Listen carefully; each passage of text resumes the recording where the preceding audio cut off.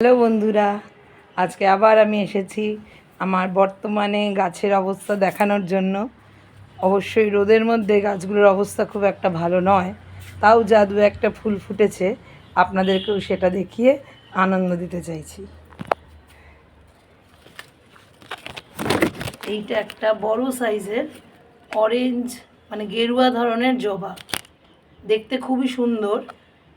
শুনেছি গণেশ ঠাকুরও নাকি এই জবা ফুলে তুষ্ট হন,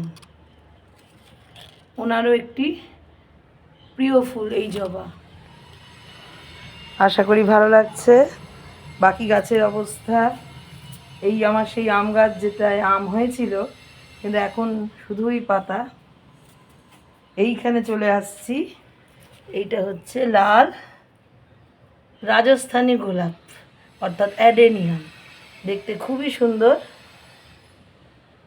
পাতাগুলোও কায়দা করা, বেশ সুন্দর কুড়ি। আর এই নিচের দিকে ফুটেছে থোকা,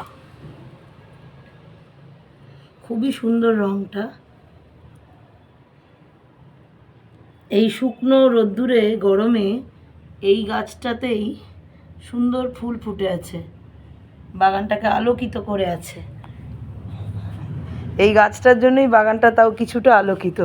বাকি দেখুন তুলসী গাছ, মিলি গাছ, শুধুই পাতা, সব গাছে শুধুই পাতা।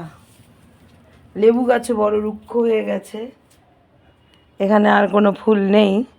এইবার চলে আসি আমার লক্ষ্মী জবা, ছোট্ট ছোট্ট জবা অনেকগুলোই ফুটেছে।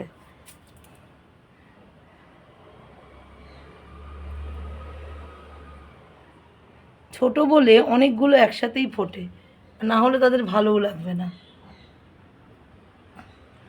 অনেকগুলো জবা একসাথে ফুটে গাছটা আলোকিত করে থাকে।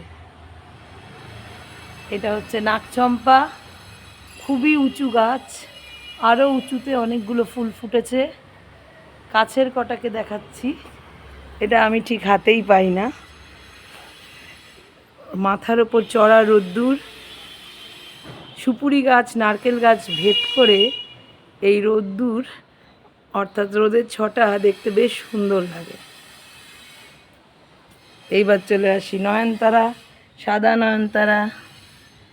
এটা সুগারের পক্ষেও খুব ভালো ওষুধ পাতাটা, না এই নয়নতারার পাতা খেলে বলেন সুগার অসুখটিও অনেকটি নামে, সুগারের লেভেলটাও নামে। সাথে গোলাপি নয়নতারা। এই নয়নতারার ঝাড় দিয়েই আজকে আমার ছাদ বাগান প্রদর্শন শেষ করছি, কারণ এর বেশি আর কিছু ফুল ফোটেনি, শুধুই গাছের শোভা।